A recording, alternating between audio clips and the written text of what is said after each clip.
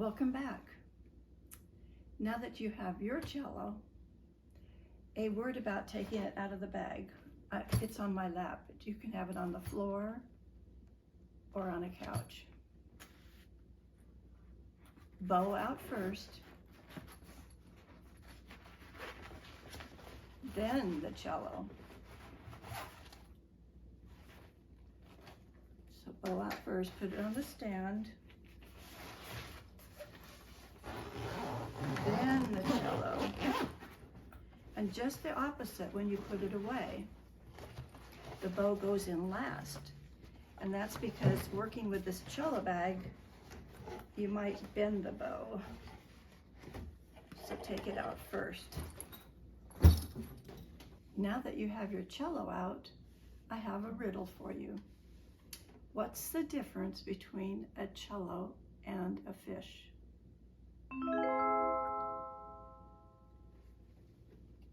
Some of you've got that right. You can't tune a fish. Tuning is our very first thing before we practice every day. Now that you have your cello out, take the screw and loosen it, and let's bring the end pin out.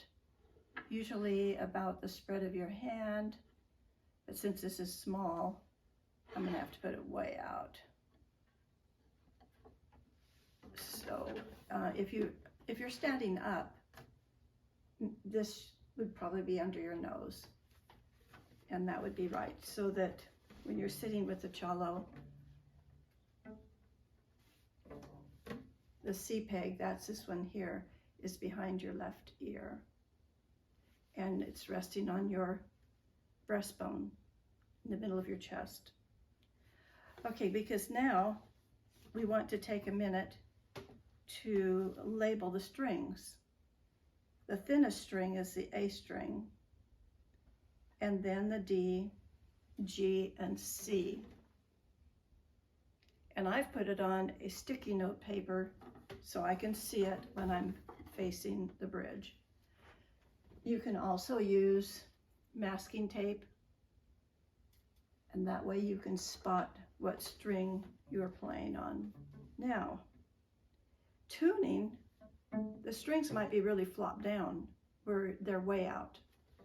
And that in that case, you need to turn the pegs from the peg box up here. The A and D facing the cello to you will be from this direction. So tightening would be away from you, loosening towards you. The D as well. If it's really flat and floppy, then you want to push it away and raise it, or if it's too high, you want to make it lower towards you. Just the opposite on the C string. If I want to loosen it, I push it forward. If I want to tighten it, I bring it toward me. So the G and C from this direction. And adults should probably work with the pegs there. If it's almost in tune, you can use the fine tuners down here, and they correspond with the strings. The A string fine tuner, the D fine tuner, the G fine tuner, and the C. Now, what are you going to tune to? You could tune to a piano, or this is a guitar clip-on tuner. I would put it on the A peg, adjust it so you can see it, and that way it's taking the note straight from the vibration of the instrument. So if there's noise in the room, it doesn't matter. Or you can tune to a piano, or how about maybe an app on your phone. That's very easy as well. So getting it in tune is what you need to do every single day you sit down to practice. Tuning is first. Now, finding also, we use the harmonic A to tune with as you learn more ways to tune. So I would like to show you where to put a little dot or a piece of tape, where that would be. I would take string, measure it to the nut right here, which is where the strings pass over that wood part, and cut that string. That length is the length of your string. Then you divide it in half,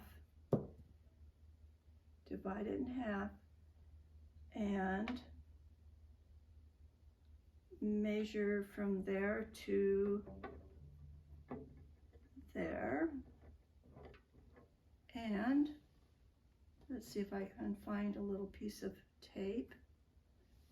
And I would put that right there, or a little dot, it's fine. And then that's a halfway point. That's where your harmonic A is. And later I will show you how to tune all the strings just from knowing where your harmonic A is. Let's take a minute to check our strings together. Hopefully we're pretty close. So the A string,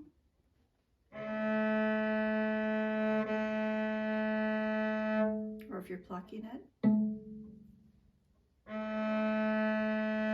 Again, if you need it to be higher to get to that pitch, you would take the fine tuner and turn it clockwise or to the right to go higher. I'll do that right now. I might have gone a little too high, so I'm going to bring it back down, turn it to left or counterclockwise.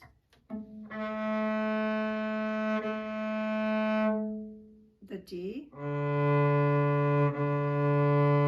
Maybe that's a little flat. I will turn it to the right just a little bit at a time. G.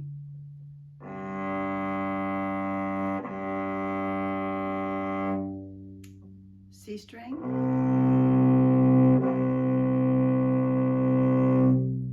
Again, plucking. A, D, G, and C.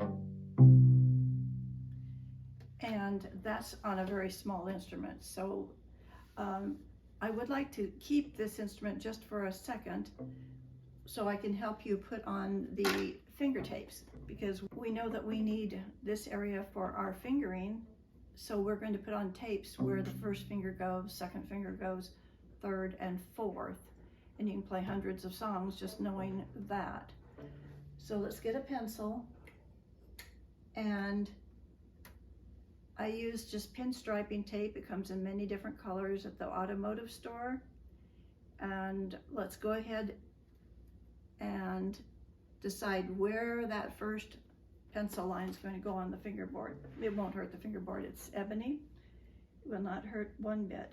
So this is A. So we want the first finger to be B. Again, you can use a tuning app to find that B note or a piano. And when you think you have found it, A, or sing do, re, do, re, do, re. Then you make a mark with your pencil all the way across. And then B to C, B, second finger, mark it. If you found it, mark it. That's where your tape's going to go.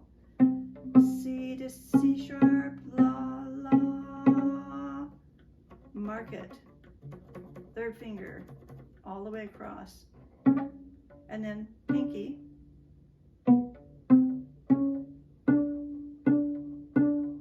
You can judge from B, C, C sharp, D, and that should match your D string that's an octave higher. Good, found it. Okay, mark it. Then, with your tapes, and you can, easy to come from the bottom to put it on, slip it up, and we're going to go on that first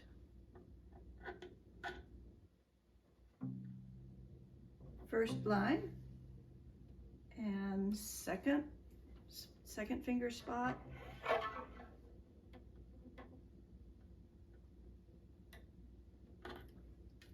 third finger spot,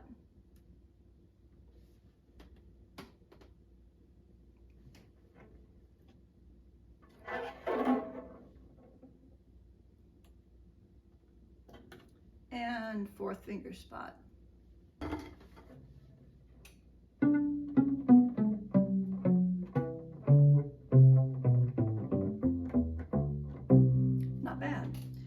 Okay, now when you look the back of your neck of the cello, the second tape, I like to make sure that one goes all the way around. I'm going to reinforce it again. Reinforce it with some more tape there under the second one, finger tape, because that's where the thumb, you can feel the raised tape there, and you can feel where the position of the thumb should be. So that's looking good, that's looking good, and I can feel it when I go cha-cha-cha or tap-tap-tap. I can feel where my second finger tape is from the other side.